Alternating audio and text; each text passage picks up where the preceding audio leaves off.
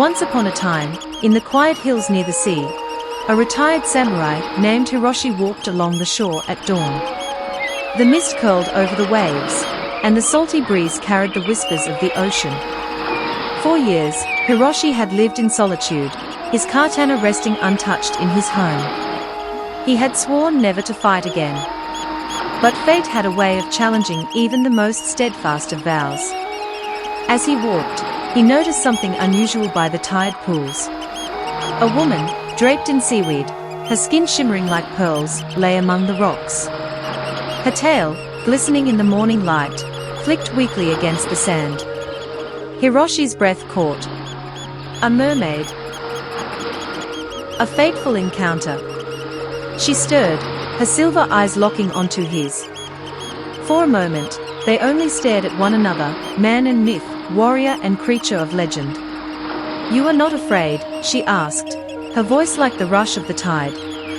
Hiroshi knelt beside her. "No. But you seem troubled." She struggled to move. "The storm last night. I was thrown too close to shore." Hiroshi saw her gills flutter weakly. She was drying out. He knew he should leave her.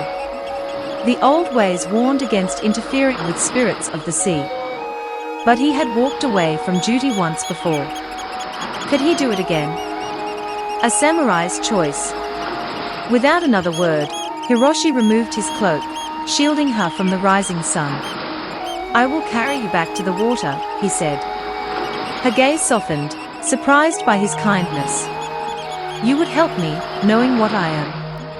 Hiroshi gave a small smile. "Once, I was a warrior. Now, I am only a man who chooses what is right."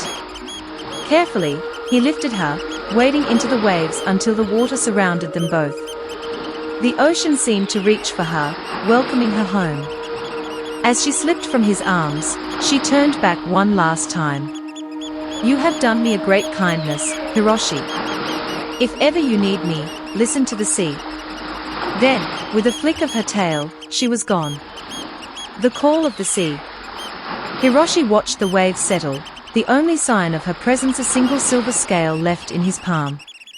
For the first time in years, he felt purpose stir within him once more. And that night, as he lay in his quiet home, the ocean whispered his name.